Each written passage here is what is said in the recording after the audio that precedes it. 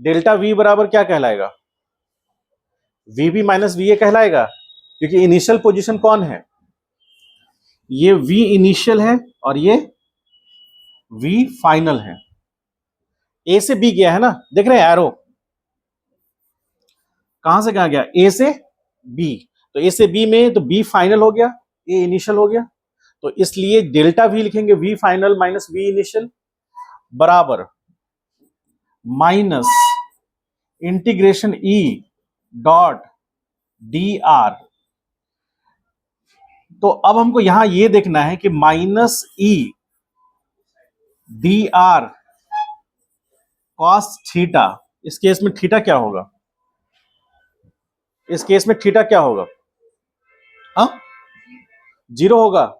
क्यों theta zero होगा? Theta zero इसलिए होगा क्योंकि जो इलेक्ट्रिक फील्ड का डायरेक्शन है, और यदि हम डिस्प्लेस हो रहा है, कोई भी पोजीशन वेक्टर है वो डिस्प्लेस हो रहा है, तो पोजीशन वेक्टर किस डायरेक्शन में? ए से बी है ना, तो ये जो डायरेक्शन है ये डायरेक्शन डी आर का है। डी आर बेसिकली क्या रिप्रेजेंट करता है? डी आर क्या है? Small elemental change in position.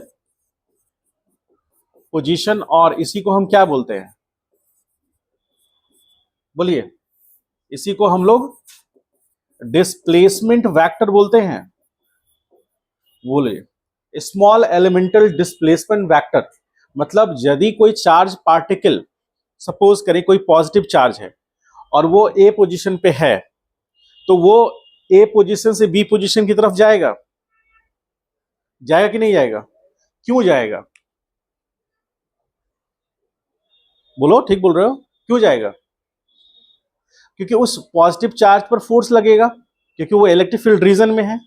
हम लोग पहले भी डिस्कस किए हैं कि यदि कोई चार्ज पार्टिकल किसी इलेक्ट्रिक फील्ड रीजन में होगा तो वो चार्ज पार्टिकल फोर्स एक्सपीरियंस करेगा। बहुत इंपॉर्टेंट रिलेशन है ये, आपको जब अल्टरनेटिंग करंट पढ़ेंगे तो भी काम देगा, समझे? तो जो भी चार्ज है यदि वो इलेक्ट्रिक फील्ड रीजन में है तो वो फोर्स एक्सपीरियंस करेगा। मान लीजिए यहाँ पर इलेक्ट्रिक फील्ड रीजन है, बाहर रोड पे वायर जा रहा है, यदि उसका पावर ज्यादा है, मतलब हाई वोल्टेज का वायर जा रहा होता, मान लेते हैं जो 1100 वोल्ट का या मान लीजिए 440 वोल्ट का जो वायर जाता है, जो आप देखते हैं, आप बाहर जाएंगे, मतलब कि पटना से बाहर जाएंगे तो खेत के थ्रू वो वहां पर स्ट्रेसेस लगे रहते हैं, उससे थ्रू वो वायर ट्रांसफर होता है, देखते हैं प्लॉट वाइज होता हुआ रोड को क्रॉस करता हुआ जाता है, वो एक डिस्ट्रिक्ट से दूसरे डिस्ट्रिक्ट वायर मतलब करंट प्रोवाइड किया जाता है, तो वो वहां पर वो 11,000 या 1100 वोल्ट का होता है, तो उसके आसपास का कंस्ट्रक्शन नहीं करते हैं लोग। कभी देखा है, सुना है? नहीं, उसके आसपास कंस्ट्रक्शन नहीं करते क्योंकि उसका रेंज बड़ा होता है। यदि उसके आसपास में कोई आदमी, कोई इंसान या जानवर भी आ जाएगा ना, तो उसको वो अट्रैक्ट कर लेगा, ठीक है? तो उसका रीजन बड़ा है। अब हम बात करें, मान लीजिए यहाँ पर वायर, रोड पे जो वायर फ्लो कर, मतलब वायर जा रहा है, उसका पावर ज्यादा हो, मतलब उसका वोल्टेज ज्यादा हो जाए, तो इस रीजन में एक इलेक्ट्रिक फील्ड प्रोड्यूस होगा और यहाँ कोई भी चार्ज होगा तो वो चार्ज फोर्स एक्सपीरियंस करेगा, ठीक है? ह्यूमन बॉडी इलेक्ट्रिकली कंडक्टिव है या नॉन कंडक्टिव है? कंडक्टिव है, लेकिन इतना उसका अट्रैक्टिव फोर्स इतना ज्यादा नहीं है कि हम वो फोर्स एक्सपीरियंस करें, इसीलिए हमको फोर्स एक्सपीरियंस नहीं होता। लेकिन छोटा चार्ज इलेक्ट्रॉन, इलेक्ट्रॉन समझ रहे हैं कितना उसका मास होगा? इलेक्ट्रॉन का मास कितना होगा? F equal to M A पढ़े हैं ना? ये पढ़े हैं कि नहीं पढ़े हैं? ठीक, F equal to M A, और आपको एक्सेलरेशन पता करना है, A बराबर फोर्स बाई मास। आपको पता है फोर्स मान लीजिए 1 न्यूटन, ठीक है? नहीं, चलिए और कम कर देते हैं, 1 इंटू 10⁻⁻2 न्यूटन, मतलब बहुत कम कर दिए। और मास ऑफ इलेक्ट्रॉन कितना है? बोलिए, 9.1 इंटू 10⁻31 kg। ध्यान से देख रहे हैं? तो ये क्या रिप्रेजेंट कर रहा है? एक्सेलरेशन ऑफ, अरे बोलो, एक्सेलरेशन ऑफ इलेक्ट्रॉन रिप्रेजेंट कर रहा है। हमको पता है F बराबर एम ए, फॉर्मूला सबके लिए अप्लाई होता है, जो भी मास है बॉडी उसके लिए होगा। तो वहां से हम एक्सेलरेशन बराबर क्या लिखे? Force per unit mass.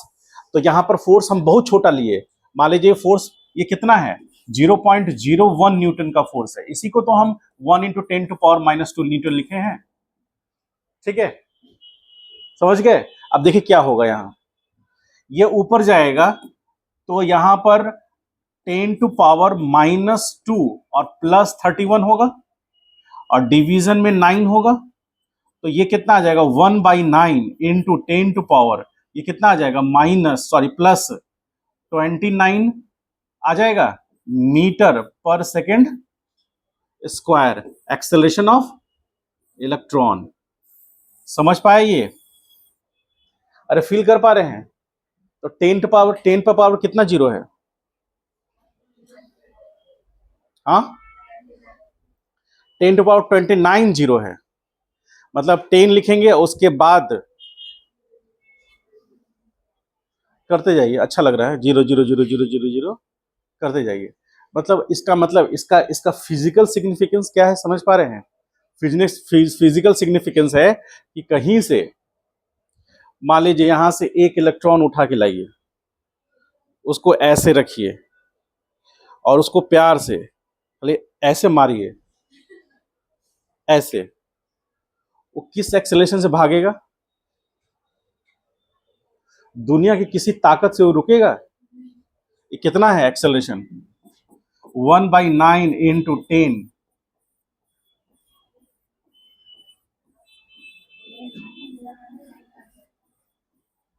मुझे मेरा मार्क्स याद आ गया।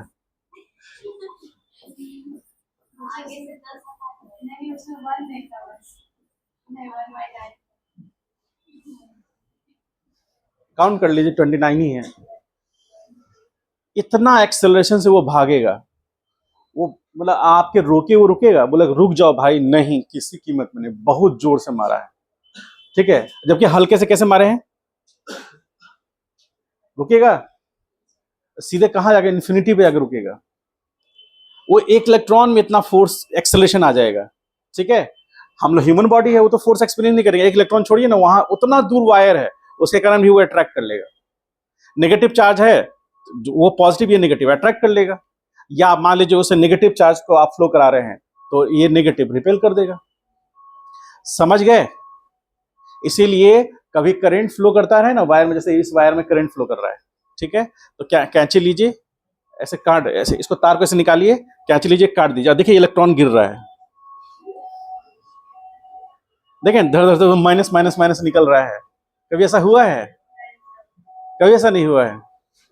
जबकि पाइप से पानी को फ्लो करते हुए आप देखते हैं, तो जब उसको काटिएगा तो पानी गिरता हुआ नजर आएगा, लेकिन इलेक्ट्रॉन गिरता हुआ क्यों नजर नहीं आता है? माइन्यूट पार्टिकल, इसीलिए नहीं है। देखिए, जब करंट फ्लो करता है, इलेक्ट्रॉन अपने मीन पोजीशन के बाद टू एंड फ्रो मोशन करता है, और ज्यादा अपने मीन पोजीशंस को छोड़कर आसपास विद इन द मेटल ही रहेगा। वो मेटल को छोड़कर कहीं दूसरे का नहीं जाएगा। आप काट दीजिएगा तो ऐसा नहीं कि इलेक्ट्रॉन गिरने लगेगा, ऐसा नहीं होता है। समझ गए? मॉलिक्यूलर वाइब्रेशन पढ़े हैं आप लोग? मॉलिक्यूलर वाइब्रेशन, मॉलिक्यूल्स का ही वाइब्रेशन होता है, जितना आप एनर्जी देंगे उसके अकॉर्डिंग वाइब्रेशन होगा। इसका बेस्ट एग्जांपल देखिए, एक मान लीजिए कि एक सॉसपेन में पानी रखिए और उसको गर्म कीजिए, तो जो पानी का जो मॉलिक्यूल्स है ना, वो हीट लेकर के रैंडम मोशन करने लगेगा, उसके ऊपर के प्लेट को उठा देगा। कभी देखे हैं ऐसा? कभी चावल बनाए हैं? तो चावल में क्या होता है, हम तो अक्सर बनाते हैं, तो उसमें क्या होता है, पानी डालिए, चावल डालिए, और उसके बाद तो उसको बॉईल करने के लिए छोड़ दीजिए, ऊपर का जो स्टीम है ना, वो ऊपर के प्लेट को हटा देगा। और यही कारण है कि प्रेशर कुकर में सीटी बजता है। सीटी बजते हुए देखें प्रेशर कुकर का, बजता है ना, नहीं तो आपकी जिंदगी नहीं बचेगी, फिर बजना चाहिए। प्रेशर कुकर का जो सीटी है ना, उसको पतले से पिन से ना साफ कीजिए। ठीक है, जो रूम लेके रह रहा है उन लोग के लिए बोल रहे हैं, नहीं तो ऐसा होगा कि आप पढ़ रहे हैं, अचानक पता चला कि ईरान का एक बम यही गिर गया है। अरे यही करते करते तो आज 11th क्लास को हम एक अच्छा बात, बहुत बढ़िया बात बताया। उनको पूछे कि एक बच्चा से पूछे कि क्या तुम इंजीनियरिंग नहीं करना चाहते? तो नहीं सर, इंजीनियरिंग करके लोग मारे मारे फिर रहे हैं। तो हम बोले बस वही हम हैं। रोड पे अभी थे, अभी तुम कोई बोल दिया पढ़ाने के लिए तो आ गए। समझ गए? ठीक है, उसको दिल पे लग गया। बोला ऐसे आदमी से हम पढ़ रहे हैं, मतलब नहीं नहीं पढ़ाएंगे, समझ में आएगा। तुम कितने बार में पास किए हो? तो बोला एक बार में। हम बोले हम 3 बार में। ठीक है, चलिए। तो ये एक्सेलरेशन का एक्सपेक्टेशन आप समझ सकते हैं कितना बड़ा है। ये एक्सेलरेशन किसी के रुकेगा ही नहीं, और यही न्यूक्लियर फ्यूजन और न्यूक्लियर फ्यूजन रिएक्शंस में हम लोग यूज करते हैं, अल्फा पार्टिकल बम्बार्डमेंट करते हैं। इसीलिए जो न्यूक्लियर मतलब कि न्यूक्लियर बेस्ड कंपनी है, जो मतलब या कंट्री है जिसके पास न्यूक्लियर पावर है, वो किसी से नहीं डरता। समझे? समझ गए? जो भी लड़ाई झगड़ा हो रहा है इसी के लिए हो रहा है। चलिए आइए अपने पॉइंट पे बात करते हैं। तो यहां पर जिस डायरेक्शन में इलेक्ट्रिक फील्ड है उसी डायरेक्शन में डिस्प्लेसमेंट हो रहा है, इसीलिए थीटा का वैल्यू कितना होगा? बताइए थीटा का वैल्यू कितना होगा? ये थीटा का value, theta is equal to हो जाएगा 0 डिग्री, क्योंकि जिस डायरेक्शन में इलेक्ट्रिक फील्ड है उसी के डायरेक्शन में dr है। अरे बोलो हाँ, है ना? चलिए अब इसके आगे हम लोग चलते हैं। जब ये चीज क्लियर हो गया तो हम लिख सकते हैं VV minus VA is equal to क्या? माइनस, अब यहां पर E इंटीग्रेशन dr, ऐसा लिख सकते हैं क्या? लिख सकते हैं। इंटीग्रेशन से बाहर कैसे कर दिया मास्टर? हाँ, कल नहीं था लेकिन नहीं, कल फोर्स भी था और इलेक्ट्रिक फील्ड भी थे, इलेक्ट्रिक फील्ड भी ले सकते हैं। लेकिन यहां पर इलेक्ट्रिक फील्ड दोनों वेक्टर है ना, तो यहां पर इलेक्ट्रिक फील्ड कांस्टेंट है। कैसे हम बात कर रहे हैं इलेक्ट्रिक फील्ड का? कांस्टेंट इलेक्ट्रिक फील्ड की बात कर रहे हैं, इसीलिए इंटीग्रेशन से बाहर लिए। अब ये दूरी, ये डिस्टेंस को हम मान लेते हैं कि ये डिस्टेंस d है। तो a से b जाना डिस्टेंस d है, तो x यानी कि r इनिशियल यहां 0 है और यहां r फाइनल कितना है? d है। ठीक है, पोजीशन वेक्टर का कॉम्बिनेशन है। इनिशियली 0 चूंकि इनिशियल पोजीशन था, और जैसे जैसे आगे बढ़े उसका पोजीशन बढ़ा और बी पॉइंट पर डी हो गया। तो यहां से यहां ऐसे लिख सकते हैं क्या? 0 से डी ले सकते हैं। बोलिए 0 से डी ले सकते हैं। तो जब 0 से डी ले सकते हैं तो यहां पर इसी पे बता दें या छोड़ दें, इस पर आगे बढ़ जाए? बोलिए। चलिए इसका कहानी खत्म, अब यहीं देख लीजिए। तो क्या लिख सकते हैं? VB minus VA is equal to minus E integration dr 0 से d। अब ये माइनस को इधर लाएंगे तो VA minus VB is equal to E और dr का इंटीग्रेशन r 0 से d। तो यहां VA minus VB is equal to क्या आ गया? E d माइनस 0, और finally VA minus VB is equal to क्या आ गया? ED। अब समझिए यहां पर इंपॉर्टेंट बात क्या है। यहां सबसे इंपॉर्टेंट बात समझना है, VA minus VB is equal to ED। तो VA is equal to ED plus क्या होगा? VB। ऐसा लिख सकते हैं। VA माइनस VB का वैल्यू पॉजिटिव है या नेगेटिव है? तो यहां से हम क्या लिख सकते हैं? VA minus VB is greater then 0। लिख सकते हैं ऐसा? लिख सकते हैं। इसका मतलब दिस इंप्लाइज, हम ऐसा लिख सकते हैं, VA is greater then VB।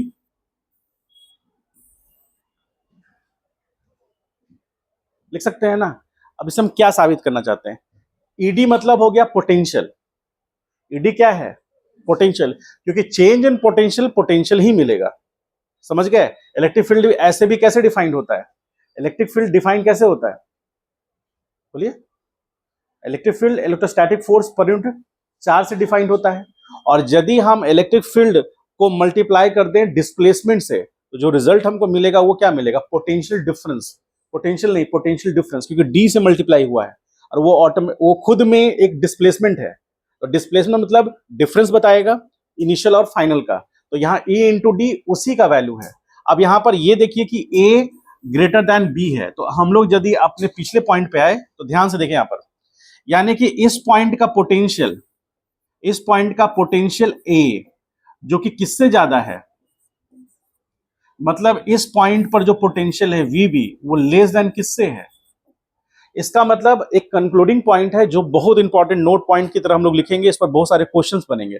पहला ऑब्जेक्टिव तो ऐसे ही बन जाता है कि इन the direction of electric field potential always decreases. मतलब समझे, इलेक्ट्रिक फील्ड के डायरेक्शन में यदि हम मूव करेंगे तो इलेक्ट्रिक फील्ड के डायरेक्शन में मूव करने पर पोटेंशियल ड्रॉप करेगा, नहीं समझे। और इलेक्ट्रिक फील्ड के अपोजिट यदि हम मूव करेंगे तो हमें पोटेंशियल ज्यादा मिलेगा। तो मान लीजिए यह सोर्स है, तो सोर्स का इलेक्ट्रिक फील्ड रीजन बाहर की तरफ जाएगा, यदि पॉजिटिव सोर्स है तो बाहर की तरफ जाएगा, ओरिजिनेट सोर्स से होगा और टर्मिनेट कहां होगा, इन्फिनिटी पर होगा। तो यदि आप सोर्स से इन्फिनिटी की तरफ जाएंगे तो पोटेंशियल ड्रॉप करेगा, और यदि इन्फिनिटी से सोर्स की तरफ आएंगे तो पोटेंशियल राइज करेगा। इसलिए मैक्सिमम पोटेंशियल सोर्स के पास होगा और मिनिमम पोटेंशियल इन्फिनिटी पे होगा। कब? जब चार्ज पॉजिटिव होगा। और यदि नेगेटिव चार्ज है जो कि ऑरिजिनेट कहां होगा, इन्फिनिटी पर, और टर्मिनेट कहां होगा, तो वहां से इलेक्ट्रिक फील्ड लाइंस चलेंगे और टर्मिनेट होंगे उस सोर्स पर, उस जिसको हम लोग सिंक बोलते हैं। तो इन्फिनिटी पर पोटेंशियल ज्यादा होगा, और जैसे जैसे हम सोर्स के पास, सिंक के पास आएंगे, पोटेंशियल ड्रॉप करेगा। तो नेगेटिव चार्ज के केस में पोटेंशियल मिनिमम सोर्स पे होगा, और पॉजिटिव चार्ज के केस में पोटेंशियल मैक्सिमम कहां होगा, सोर्स पे होगा। बात समझ पाए? इसीलिए यदि हम ऐसा करें, इसको फील करिए, ये जस्ट रिलेशन नहीं है। जैसे यहां पॉजिटिव चार्ज है और यहां मान लीजिए नेगेटिव चार्ज है, तो यहां से इलेक्ट्रिक फील्ड लाइंस इसके पास जा रहे हैं, जा रहे हैं ना।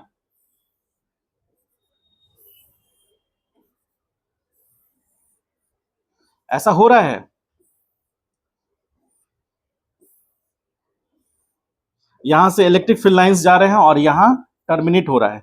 तो इलेक्ट्रिक फील्ड लाइंस यानी कि इस केस में यदि हम इधर से यहां पर जो पोटेंशियल होगा, इस पॉइंट पर मान लेते हैं, इस पॉइंट को ए मान लेते हैं, तो ए पॉइंट पर पोटेंशियल और इस बी पॉइंट पर पोटेंशियल, तो V A is far greater than V B. यहां से पोटेंशियल ड्रॉप करता हुआ जाएगा और यहां जाकर के मिनिमम हो जाएगा। समझ पा रहे हैं?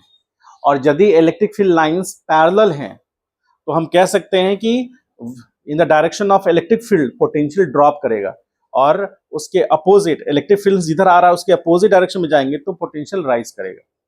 समझ गए इंपॉर्टेंट बात? That is we can write, क्या लिख सकते हैं, द पोटेंशियल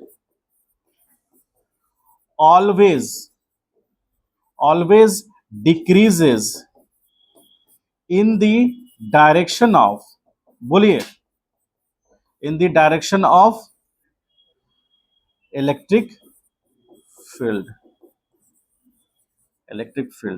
और उसके अपोजिट डायरेक्शन में राइज करेगा। तो लिख सकते हैं ना, and electric potential increases opposite to the electric field।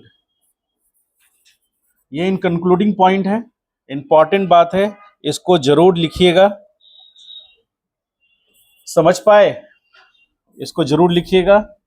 और इसके बाद हम एक और कंक्लूडिंग पॉइंट डिस्कस करते हैं। केस 1 डिस्कस कर लिए, केस 2 डिस्कस करते हैं। और ड्रॉप कर रहा है तो कैसे, किस रेट से ड्रॉप करेगा, जितना ज्यादा दूर जाएगा तो डी का वैल्यू उतना ही ज्यादा होगा, और वो ईडी मल्टीप्लाई होगा। तो आप देख सकते हैं ईडी जब मल्टीप्लाई होगा तो यहां पर ईडी मल्टीप्लाई हो रहा है, इसका मतलब है कि ये वैल्यू जितना ज्यादा बढ़ेगा डिफरेंस उतना ज्यादा बढ़ेगा। और ये वैल्यू चूंकि ई तो कांस्टेंट है, यूनिफॉर्म इलेक्ट्रिक फील्ड की बात कर रहे हैं, ई तो कांस्टेंट है, यानी कि डी जितना ज्यादा बढ़ेगा, डी जितना ज्यादा मतलब ए से, मतलब इस सिचुएशन में यहां देखिए, इसमें ए से बी का दूरी जितना ज्यादा बढ़ेगा डी का वैल्यू उतना ही ज्यादा होगा और उतना ही ज्यादा पोटेंशियल ड्रॉप करेगा। मान लीजिए यहां कोई पोजीशन है सी, तो सी पोजीशन पर ए से सी लेंगे तो ए से सी में पोटेंशियल ड्रॉप ज्यादा होगा किसके रिस्पेक्ट में, ए से बी में, यानी कि बी पॉइंट का पोटेंशियल ज्यादा होगा सी के रिस्पेक्ट में। समझ पाए हैं? ये क्लियर है सबको? समीर क्लियर है? हम लिख सकते हैं potential at point C is less than potential at B is less than potential at A. क्या ऐसा लिख सकते हैं? इसका मतलब है जिस डायरेक्शन में इलेक्ट्रिक फील्ड जा रहे हैं उस डायरेक्शन में पोटेंशियल ड्रॉप कर रहा है। अब अक्रॉस द फील्ड देखेंगे, ठीक है, क्लियर है? अब अक्रॉस द फील्ड देखेंगे, मतलब फील्ड के अब परपेंडिकुलर यदि मूव करेंगे, अभी तो फील्ड के पैरेलल मूव किए तो पोटेंशियल ड्रॉप किया, फील्ड के एंटी पैरेलल मूव करेंगे पोटेंशियल राइज करेगा, क्लियर है उससे? और यदि फील्ड के अक्रॉस मूव करेंगे तो पोटेंशियल राइज करेगा, ड्रॉप करेगा, कांस्टेंट रहेगा, देखेंगे, ठीक है? केस 2 में आते हैं। डायग्राम सबको याद है? हम एक नया टॉपिक तो पोटेंशियल तो भूल गए हम अभी इस पे आ नहीं रहे हैं, नहीं तो हम अभी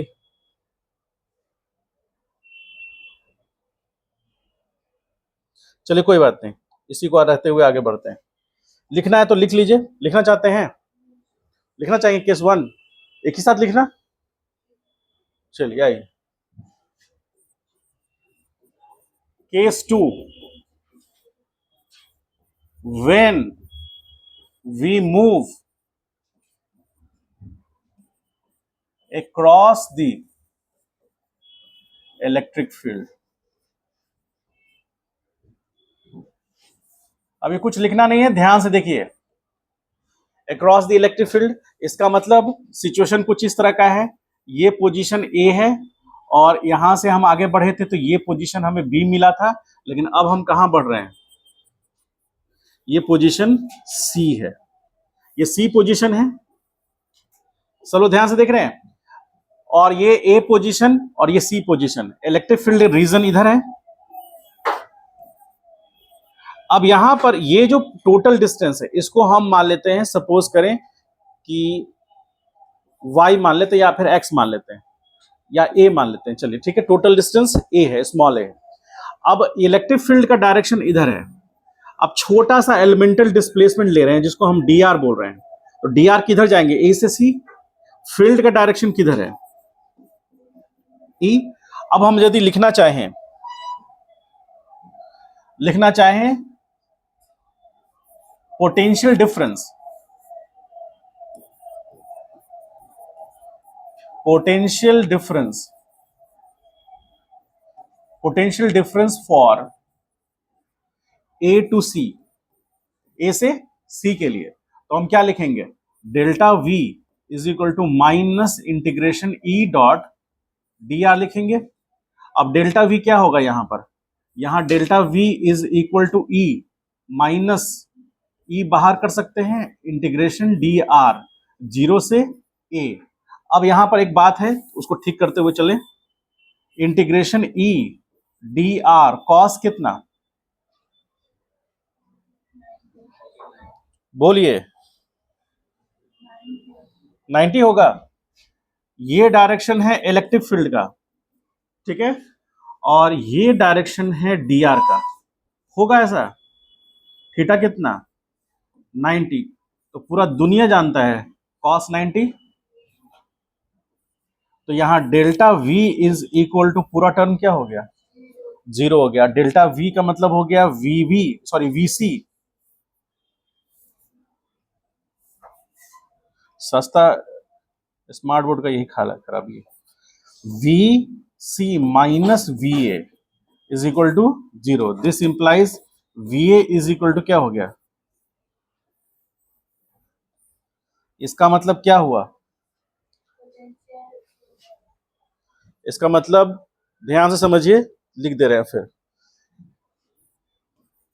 इफ वी मूव अक्रॉस, हो जाओ चलो करो यही करो, ऐसे करने से भी नहीं होता, सस्ता यही होगा।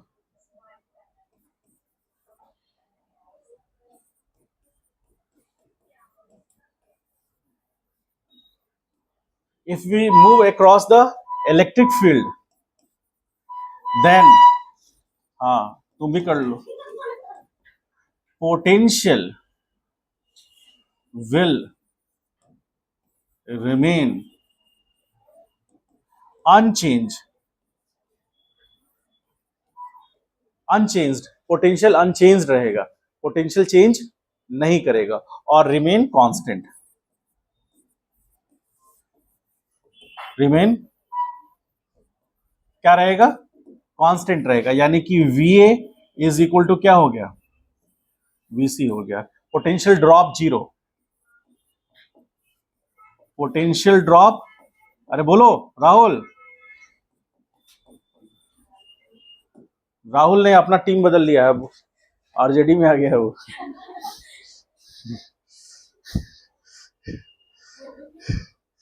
पहले था वो दूसरे Biju Janata Dal, BJD।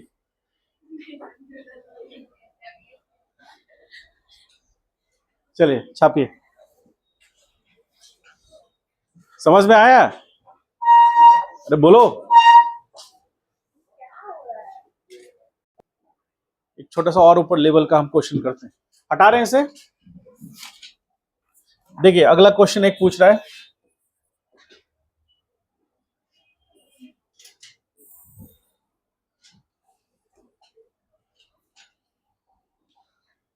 Uniform electric field इस डायरेक्शन में है,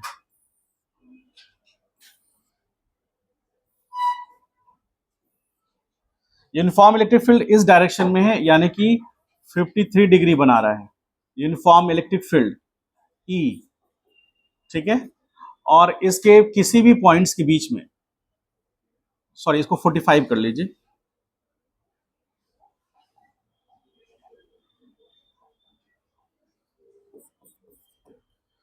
डिग्री है, और यहां पर इलेक्ट्रिक फील्ड E है। यहां पर दो पॉइंट्स हैं,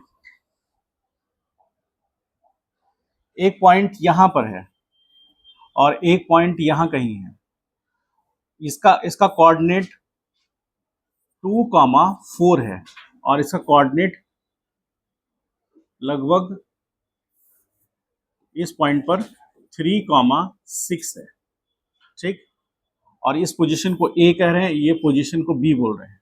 आपसे पूछ रहा है क्वेश्चन में, फाइंड VA माइनस VB बराबर क्या, क्वेश्चन बन सकता है,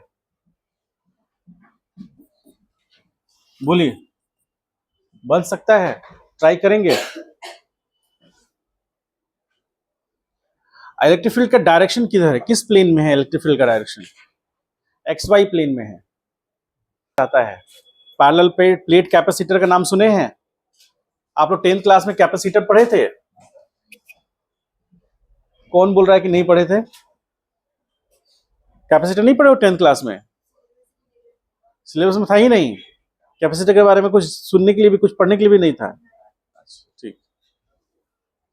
अब जिस क्लास को हम पढ़ाने वाले हैं ना 15 तारीख से, वो कभी कल को ये नहीं कहेगा कि हाँ हम 10th क्लास में नहीं पढ़े, उसको हम पढ़ा के भेजेंगे यहाँ। आइए, क्या राहुल तुम्हारा जाने का समय हो गया है, ज्यादा मत बोलो। देखिए एक पैरेलल प्लेट ले रहे हैं हम लोग, क्या हुआ, तुमको तंग कर रहा है,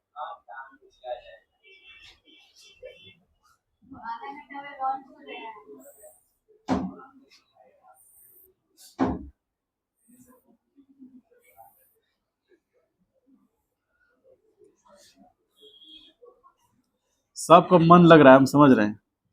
आइए, पैरेलल प्लेट्स हैं और इस प्लेट्स के बीच का दूरी कितना है, जैसे यहां से ले हम डिफरेंस, तो ये प्लेट के बीच का गैप है, इस गैप को हम D कह सकते हैं, है ना। आपको समझ में आ रहा है ये गैप कैसे आएगा,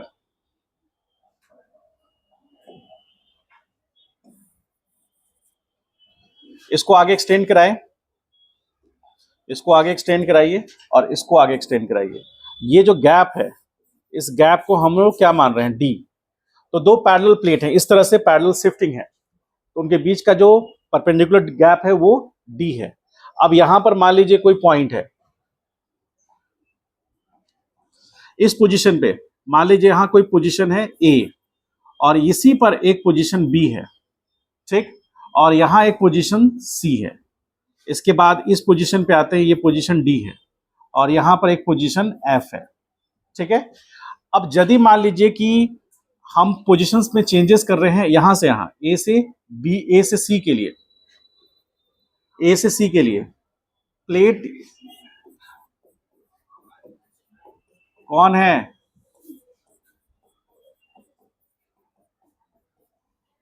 प्लेट 1 और 2 दोनों पैरेलल हैं, है ना, तो उनके बीच का जो परपेंडिकुलर डिस्टेंस है सब जगह बराबर होगा। आप इसको देख करके कह सकते हैं क्या कि पोटेंशियल एट ए और पोटेंशियल एट बी क्या होगा, इक्वल होगा, अपोजिट होगा, एक कोई ज्यादा होगा, कम होगा, क्या होगा।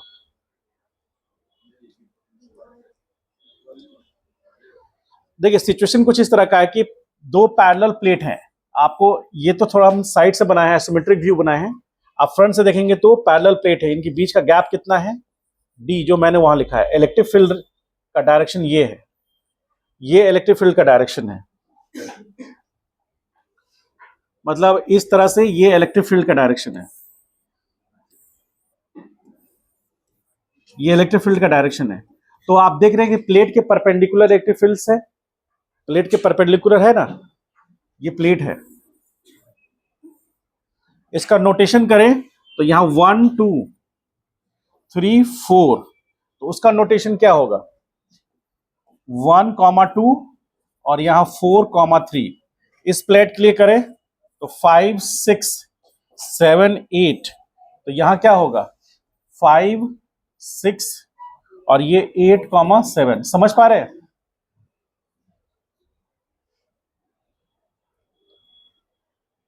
इस तरह से हम लोग ड्राइंग में प्रोजेक्टेड व्यू को दिखाते हैं। कैसे, ये प्लेट ऐसे है, ये प्लेट जब ऐसे दिखेगा तो आगे का पोर्शन जो प्लेट का सब फेस होगा वहां पर 1 आ जाएगा, उसके पीछे 2 नजर आएगा, और यहां पर क्या है 4, उसके पीछे 3 नजर आएगा। तो वही चीज मैंने लिखा है यहां पर। और जब इस प्लेट को हम इधर शिफ्ट करेंगे तो पहले 5 नजर आएगा, उसके बाद 6 उसके पीछे होगा, और 8 नजर आएगा, उसके पीछे 7 होगा। समझ पा रहे हैं इस बात को।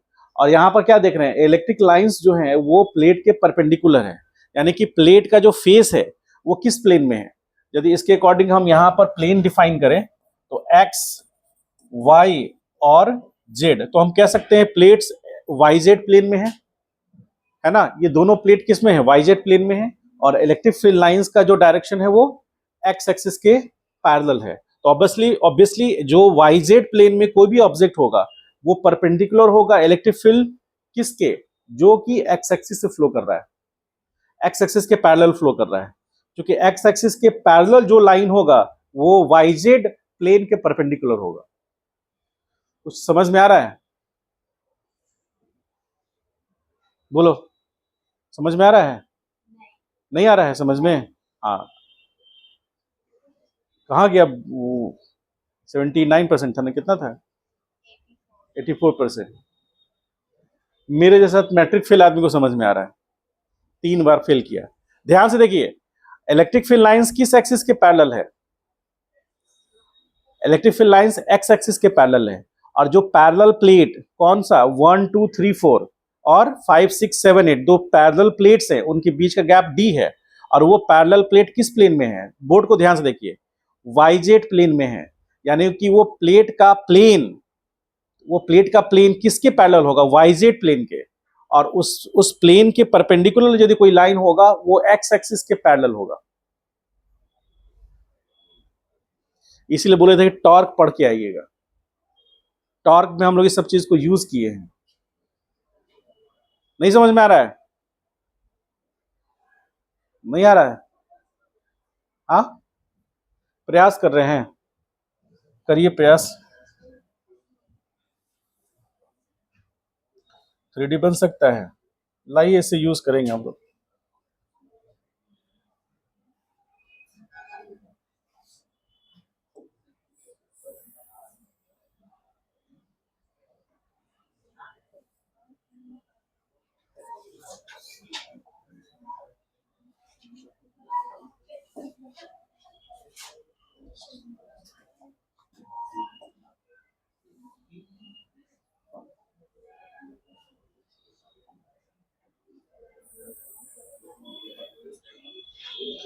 देखिए ध्यान से, यहां पर ये जो फेस है, ये फेस, ये फेस इस फेस के पैरेलल नजर आ रहा है, आ रहा है। इसका नोटेशन यदि दे दें, छोड़िए यहां ना बना करके दूसरी जगह बनाते हैं।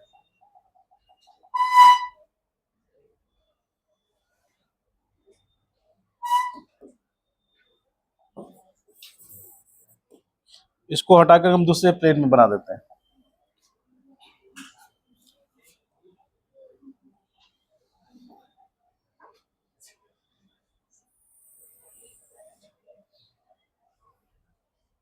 ध्यान से देखिए, ये जो फेस है, ये क्या इस फेस के पैरेलल है? बोलिए। यदि हम इस डायरेक्शन में एक्स एक्सिस को दिखाएं और इस डायरेक्शन में हम वाई एक्सिस को मान लीजिए सपोज दिखाएं, तो एक्स वाई में तो ये जो प्लेन होगा, ये एक्स वाई प्लेन होगा, होगा। और ये नीचे जो जाएगा, इसको हम जेड एक्सिस कह दें, तो ये किस प्लेन में होगा? वाई जेड प्लेन होगा, ठीक। और चूंकि इसको हमने जेड एक्सिस में दिखलाया, तो ये भी जेड एक्सिस होगा। तो ये हो गया एक्स और ये हो गया वाई। तो अब ये वाला जो प्लेन है, ये कौन सा प्लेन होगा? बोलो, कौन सा प्लेन होगा? ये आपको दूर से देखने में कौन सा प्लेन नजर आ रहा है? देखिए ध्यान से देखिएगा तो दो तरह का इसमें क्यूबाइड नजर आएगा आपको। देखिए, जो डॉटेड लाइन है इसका मतलब है वो अंदर है। डॉटेड लाइन मतलब आपके सामने नहीं है, वो अंदर है, वो इसीलिए वो डॉटेड से रिप्रेजेंट हो रहा है।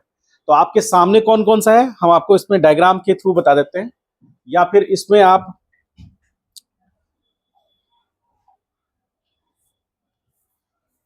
या इसको हम थोड़ा सा इस तरह से दिखाते हैं। ध्यान से देखिए,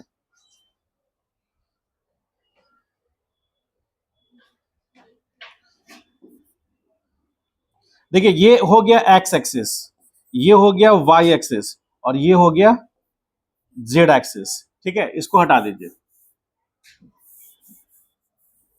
ले तो आप किसी को सकते हैं, लेकिन इसे हटा दीजिए, चलिए ठीक है।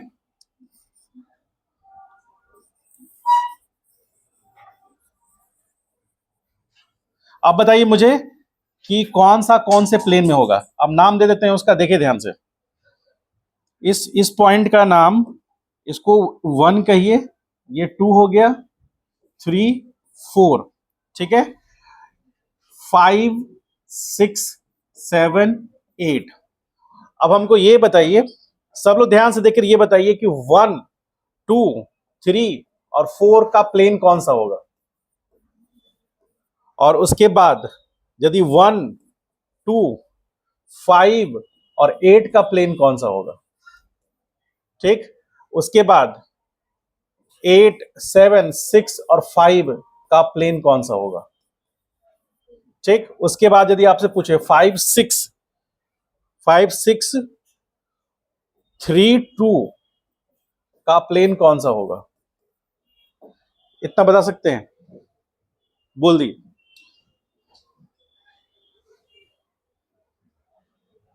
इसको हमने y लिया है, इसको z लिया है और इसको x लिया है। अब बता सकते हैं?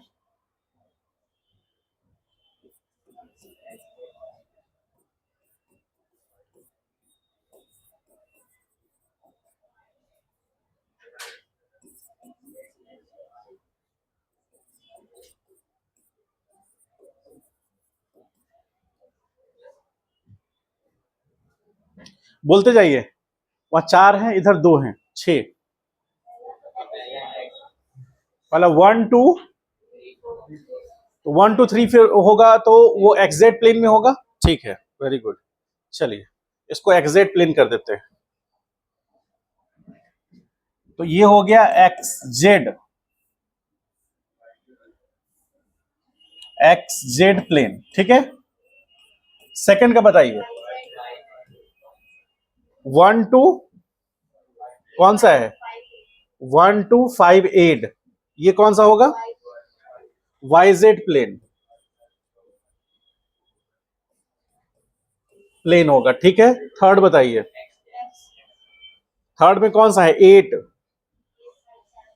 8765, इसमें किसको रखेंगे?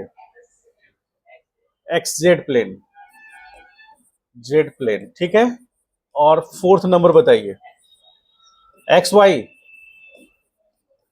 ठीक। तो क्या अब इसमें हमको एक चीज बताइए कि जो 1258 है वो प्लेन और 4367 ये प्लेन दोनों पैरेलल हैं या नहीं है ना? तो पैरेलल प्लेट जो हमने लिया था अभी, दोनों इसी तरह से अरेंज करके लिया था। अब देखिए दोनों का प्लेन सेम है। यदि आप कह रहे हैं 1258, कौन से प्लेन में बता रहे हैं आप? वाईजेड प्लेन बता रहे हैं ना? तो क्या 4367 क्या वाईजेड प्लेन होगा? तो दोनों दोनों पैरेलल हैं। और अब इनके परपेंडिकुलर, अब ध्यान से देखिए, इनके परपेंडिकुलर एक्स एक्सिस कोई लाइन, एक्स एक्सिस के पैरेलल कोई लाइन क्रॉस करेगा तो क्या 4367 का जो प्लेन है उससे परपेंडिकुलर होगा कि नहीं होगा? तो यही चीज आपको समझना है। मैंने आपको अभी जस्ट इसके पहले जो बताया था इसको फिर से रिपीट कर लेंगे, कंप्लीट कर लेंगे। यहां पर आप ध्यान से समझिए कि यहां पर 1234 जो प्लेट है वो वाईजेड प्लेन में है, ठीक है। और उसी के पैरेलल 5678 जो प्लेट है वो भी किसके पैरेलल है? वाईजेड के पैरेलल है। तो दो प्लेट पैरेलल हुआ। अब उसके परपेंडिकुलर यानी कि एक्स एक्सिस के अलोंग इलेक्ट्रिक फील्ड फ्लो कर रहा है। तो दो पैरेलल प्लेट है जिनके बीच का सेपरेशन हमने डी रखा था, डी उनके बीच का सेपरेशन रखा था, और इलेक्ट्रिक फील्ड एक्स एक्सिस के अलोंग पास कर रहा है। इसका मतलब है कि दोनों प्लेट को वो परपेंडिकुलरली पास करेगा, यानी इलेक्ट्रिक फील्ड का जो लाइन है और जो प्लेन है किसका? प्लेट का, वो एक दूसरे से परपेंडिकुलर होंगे। इसके अनुसार यदि देखेंगे भी तो अब जैसे इसके अनुसार हम एक एक्स एक्सिस के अलोंग हम एक पैरेलल एक लाइन ड्रॉ कर दें तो क्या ये लाइन इस प्लेन पर परपेंडिकुलर है? क्या इस प्लेन पर परपेंडिकुलर होगा? और इस प्लेन पर परपेंडिकुलर होगा? वो होगा कि नहीं होगा? ठीक है। आप कहेंगे सर 1 का 4 से दूरी और 2 का 3 से दूरी बराबर है या अलग अलग है?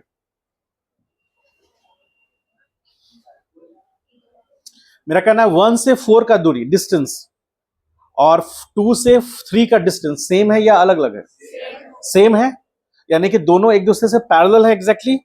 और जब हम एक्स एक्सिस के लॉन्ग कोई इलेक्ट्रिक फील्ड लेते हैं तो वो इलेक्ट्रिक फील्ड, ये जो इलेक्ट्रिक फील्ड है, ये electric field is perpendicular to कौन सा प्लेन? वाईजेड प्लेन होगा। यही यहां पर भी electric field is perpendicular to YZ plane होगा, ठीक है। अब इस केस में अब हम लोग आते हैं, जो हम लोग इक्वी पोटेंशियल सरफेस की बात कर रहे थे, अब इसी से समझ लेते हैं, कोई बड़ी बात नहीं। मान लीजिए यहां पर कोई पॉइंट लेते हैं, जैसे यहां पर मान लीजिए कोई पोजीशन लेते हैं ए और यहां लेते हैं कोई पोजीशन बी, इस पे कोई पोजीशन लेते हैं सी और यहां कोई पोजीशन लेते हैं डी। अब आप ध्यान से समझिए कि यदि हम ए पॉइंट से बी पॉइंट के लिए जाएंगे तो पोटेंशियल ड्रॉप करेगा, राइज करेगा या सेम रहेगा? सेम क्यों रहेगा? क्योंकि इलेक्ट्रिक फील्ड के परपेंडिकुलर जा रहे हैं। Very good. इलेक्ट्रिक फील्ड के, क्योंकि ये जो प्लेन है, कौन सा प्लेन? 1258, ये जो प्लेन है ना, ये प्लेन से परपेंडिकुलर है इलेक्ट्रिक फील्ड। इसलिए इस प्लेट में हम कहीं पे भी रहेंगे तो पोटेंशियल सब जगह क्या होगा? इसीलिए ये सरफेस कैसा कहलाएगा? इक्वी पोटेंशियल सरफेस कहलाएगा। कुछ बात समझ में आया? इक्वी पोटेंशियल सरफेस वो सरफेस होता है जिस सरफेस के परपेंडिकुलर इलेक्ट्रिक फील्ड फ्लो करता है, और चूंकि उस सरफेस के परपेंडिकुलर इलेक्ट्रिक फील्ड फ्लो कर रहा है, इसलिए हर पॉइंट पर जो पोटेंशियल होगा वो अक्रॉस द इलेक्ट्रिक फील्ड होगा, और अक्रॉस द इलेक्ट्रिक फील्ड हमेशा वैल्यू क्या होगा? सेम रहेगा। यानी पोटेंशियल ना राइज करेगा ना डिक्रीज करेगा, कांस्टेंट रहेगा। लेकिन अब यदि हम ए से और सी का कंपेयर करें तो आपने ए से बी के लिए क्या कहा? Potential at A is equal to potential at B, because क्यों? Because V A and V B are across the electric field. लिख सकते हैं ऐसा। अब आपसे पूछा जाए ए और सी की बात बताएं, ए और सी में क्या हो रहा है। ए पॉइंट है 1258 प्लेट का, ठीक है, और जो यहां पर सी पॉइंट है वो कौन से प्लेट का है, 4367 का, और दोनों प्लेट एक दूसरे के पैरेलल हैं। अब मेरा क्वेश्चन है कि ए से सी जाने में पोटेंशियल राइज करेगा, ड्रॉप करेगा या कांस्टेंट रहेगा। ड्रॉप करेगा। ड्रॉप इसलिए करेगा क्योंकि इलेक्ट्रिक फील्ड पॉजिटिव एक्स में जा रहा है। यदि इलेक्ट्रिक फील्ड नेगेटिव एक्स में जाता तो भी इस प्लेट के परपेंडिकुलर ही होता, लेकिन क्योंकि फील्ड किधर जा रहा होता, सी से ए की तरफ जा रहा होता। तो हमने अभी जस्ट डिस्कस किया है केस 1 में कि यदि फील्ड के डायरेक्शन में हम यदि पोटेंशियल ले रहे हैं तो पोटेंशियल ड्रॉप करेगा। तो ए से सी की तरफ जा रहे हैं यानी फील्ड के डायरेक्शन में जा रहे हैं, इसीलिए potential at point C is greater than potential at point C, that is V decrease along the field, electric field. समझ पाए। लेकिन अब यदि हम बात करें C और D के केस में, तो C और D के भी केस में जब हम आ रहे हैं तो इसका मतलब है कि अक्रॉस द इलेक्ट्रिक फील्ड जा रहे हैं, तो इसीलिए पोटेंशियल एट पॉइंट C बराबर होगा किसके, यानी कि पोटेंशियल एट पॉइंट C बराबर होगा पोटेंशियल एट D के। सिमिलरली किस तरह से, potential at A is equal to potential at B होगा, और आपको पता है कि potential at A is greater than potential at C होगा। समझ में आया। तो इसको हम लोग बोलेंगे equi potential surface. Concentric sphere समझते हैं, कॉन्सेंट्रिक सर्कल समझते हैं। कॉन्सेंट्रिक सर्कल क्या होता है,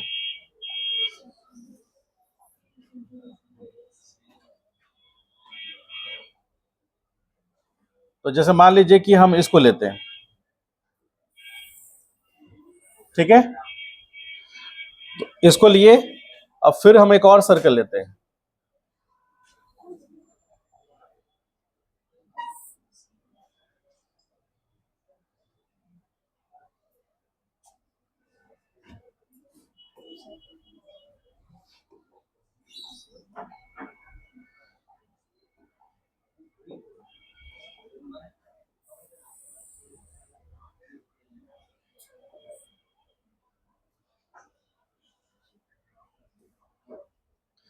अब इस सर्कल जो है, इस सर्कल को मूव कराना है हमको, है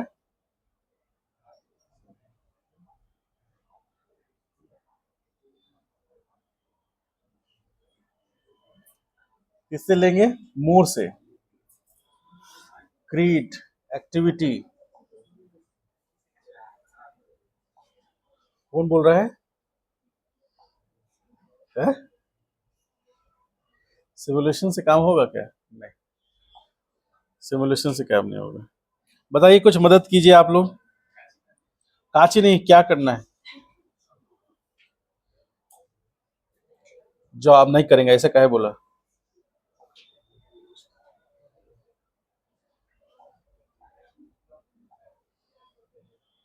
चलिए कोई बात नहीं, ध्यान से देखिए। मान लीजिए कि सेंटर पॉइंट सेम है, ठीक है, सेंटर पॉइंट सेम इसका नजर आ रहा है, नहीं आ रहा है, अच्छा कोई बात नहीं।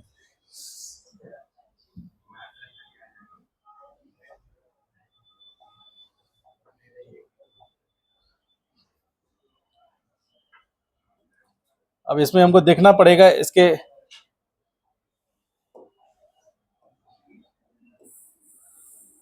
अब आ रहा है, कौन है भाई? फील हो रहा है कुछ? मान लीजिए करे फील हो रहा है कुछ, तो करे नहीं। सेंटर पॉइंट हो गया, इसका रेडियस इसको हम r1 मान लेते हैं और ये रेडियस r2 मान लेते हैं। यदि दोनों का सेंटर पॉइंट सेम है तो कॉन्सेंट्रिक सर्कल होगा। उसी तरह कॉन्सेंट्रिक स्फीयर होता है। कॉन्सेंट्रिक स्फीयर का एग्जांपल कहीं देखे हैं आप लोग? कॉन्सेंट्रिक स्फीयर का एग्जांपल नहीं देखे हैं? एक छोटा स्फेयर है, उसके ऊपर एक बड़ा स्फेयर, तो उसका सरफेस से पैरेलल होगा दूसरा स्फेयर का सरफेस, होगा कि नहीं होगा? जैसे अभी इसका जो फेस है इस सरफेस से इसका वैल्यू पैरेलल है, उसी तरह यदि कॉन्सेंट्रिक स्फीयर लेते हैं तो उस कॉन्सेंट्रिक स्फीयर का रेडियस तो अलग अलग होगा, लेकिन दोनों का सेंटर पॉइंट क्या होगा? सेम होगा। तो जैसे एक स्फीयर हम लिए और सेम सेंटर को लेते हुए एक दूसरा स्फीयर लिए, तो सरफेस से तो ये हमेशा पैरेलल होगा ना। तो जब हम लोग पैरेलल प्लेट्स लेते हैं तो कोई जरूरी नहीं है कि हम एक रेक्टेंगल शेप का ही लेंगे, हम स्फेरिकल शेप का भी ले सकते हैं पैरेलल प्लेट, जहां पर सेंटर पॉइंट पर यदि कोई चार्ज होगा, सेंटर पॉइंट पे मान लीजिए कि हम सेंटर पॉइंट पे कोई चार्ज रखते हैं, तो इसका इलेक्ट्रिक फील्ड लाइंस ऐसे क्रॉस कर रहा है, अरे देखो खत्म हो जाएगा तुरंत थोड़ा देर में। तो इसका इलेक्ट्रिक फील्ड लाइंस यदि ये है, तो क्या आप ये कह सकते हैं कि सब जगह पर पॉइंट पर वो परपेंडिकुलर है सरफेस से, और सरफेस से परपेंडिकुलर है, तो इस पोजीशन को हम ए मान ले, ये पोजीशन को बी मान लेते हैं, और इस पोजीशन को सी मान लेते हैं, इस पोजीशन को ई मान लेते हैं, ये पोजीशन को एफ मान लेते हैं, ये पोजीशन को एन मान लेते हैं। तो हम कह सकते हैं पोटेंशियल एट ई बराबर पोटेंशियल एट एफ बराबर पोटेंशियल एट एन, या हम ऐसा कर सकते हैं पोटेंशियल एट ए बराबर पोटेंशियल एट बी बराबर पोटेंशियल एट सी, ऐसा कह सकते हैं क्या? कह सकते हैं? समझ में आ रहा है?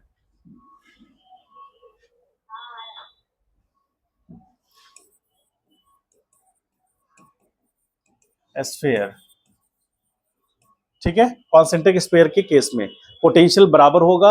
अब पोटेंशियल का ड्रॉप कहां से, ए से एफ की तरफ होगा कि एफ से ए की तरफ होगा? ए से एफ की तरफ होगा, क्योंकि फील्ड के डायरेक्शन में जाएंगे तो पोटेंशियल ड्रॉप करेगा। तो हम कह सकते हैं कि potential at A is greater then F से ज्यादा होगा, एफ पर पोटेंशियल जितना है उससे ज्यादा होगा ए पॉइंट पर, और जैसे जैसे दूर जाएंगे सेंटर पॉइंट से तो पोटेंशियल ड्रॉप करेगा, और जब पोटेंशियल डिफरेंस होगा तो आप पूरी सब लोग जानते हैं V इज इक्वल टू क्या, तो यदि पोटेंशियल डिफरेंस होगा तो कौन डेवलप करेगा?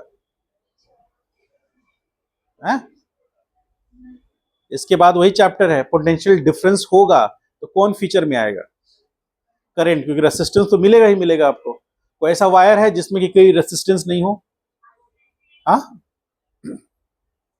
कोई ऐसा वायर है जिसमें रेसिस्टेंस ना हो? कोई फादर है, कोई ऐसा स्टूडेंट है आप लोग में, कोई भी ऐसा स्टूडेंट जो आप अपने माता पिता से कहते हैं वो पूरा हो जाता है? हाँ, तुम्हारा तो ऐसे कर रहे हो, जो पापा हम 3 बजे सुबह में आएंगे, जाओ बेटा ऐसा करो, जी लो जो अपनी जिंदगी, ऐसा कुछ है? ऐसा होना भी नहीं चाहिए। कहने का मतलब ये रेसिस्टेंस का मतलब होता है विरोध करना, जो आप करेंगे उसका विरोध करना। करंट फ्लो करना चाहता है पॉजिटिव एक्स में, तो विरोध करेगा, यानी कि उसको रोकने की कोशिश करेगा, उसको रेसिस्ट करेगा नेगेटिव एक्स एक्सिस में। यदि करंट नेगेटिव एक्सिस में फ्लो कर रहा है तो उसको रेसिस्ट करेगा किधर, पॉजिटिव एक्स एक्सिस में। और यदि रेसिस्टेंस नहीं होगा तो करंट फ्लो करेगा क्या? तो यहां पर आर तो कांस्टेंट है, वी वाई आई है, इसका मीनिंग क्या हुआ? रेसिस्टेंस चेंज करता है क्या? रेसिस्टेंस किसी भी मटेरियल का चेंज करता है क्या? नहीं। तो वी बाई आई का रेशियो कांस्टेंट रहता है। पोटेंशियल ड्रॉप जब होगा तो करंट फीचर में आएगा, क्योंकि रेसिस्टेंस तो हर मटेरियल के पास है। मान लीजिए कोई भी वायर है वो कनेक्ट नहीं भी है सर्किट से तो भी उसके पास रेसिस्टेंस है, लेकिन सर्किट से कनेक्ट किए तो पोटेंशियल डिफरेंस आया, आया कि नहीं आया? पानी यदि छत की टंकी पर है तो नल ओपन करने पर वो अपने आप गिरेगा, क्यों? क्योंकि पोटेंशियल डिफरेंस है, आप उसके लिए फोर्स नहीं देंगे। लेकिन यदि पानी नीचे है, उसको आपको वाटर टैंक पे ऊपर पहुंचाना है, तो आपको फोर्सफुली मोटर को वर्क करना पड़ेगा, तभी वो राइज करेगा, पोटेंशियल डेवलप करेगा। पोटेंशियल राइज करने के लिए एनर्जी देने की जरूरत है, पोटेंशियल ड्रॉप करने के लिए एनर्जी देने की जरूरत नहीं है। ये नेचुरल फिनोमिना है, समझ गए? चलिए इसको लिख लीजिए और आज की सभा समाप्त करते हैं थोड़ी देर में।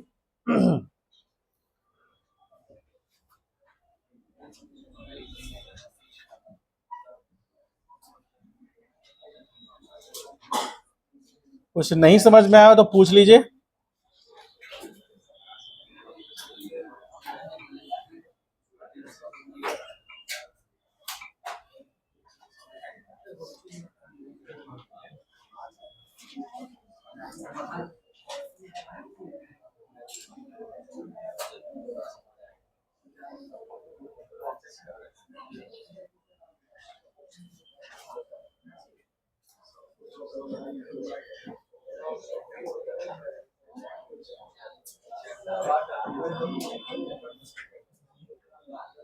मनीष सर ने किया है क्या?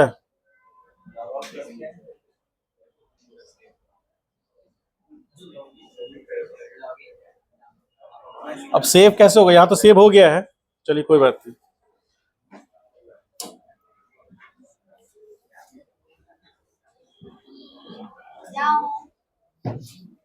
तुम पिटा हुए।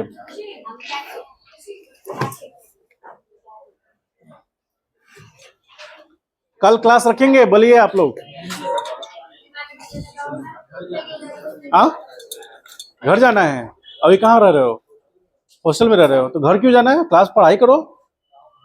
काम है क्या? जरूरी काम है? किससे मिलने जाना है? हाँ, तो मिलने किससे जाना है? नहीं नहीं, उस पे आओ, उस पे आओ। मिलने किससे जाना है?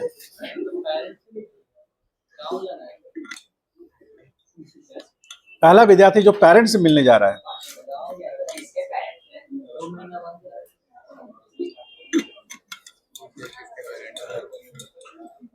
और किसी को कहीं जाना है? कल क्लास लगा सकते हैं यदि आप अपनी इच्छा व्यक्त करें तो। किसी को इच्छा नहीं है? टेस्ट शुरू हो जाएगा नेक्स्ट वीक से, शेड्यूल मिल जाएगा इस बार। नेक्स्ट वीक सैटरडे को टेस्ट रहेगा। हाँ नहीं, इस बार रहेगा। एक्चुअली मनीष अभी अकेले पड़ गया, इसीलिए सैटरडे को टेस्ट रहेगा। उसके लिए तैयारी कीजिएगा। किसको मंगा दे? क्या मॉड्यूल मांग रहे हो? वहां पर तो हंगामा कर दो, देखो मिले। 4 दिन से मांग रहे हो, एक दिन। अभी बन रहा है, मिल जाएगा। वही वही मॉड्यूल तैयार ही हो रहा है, मिल जाएगा।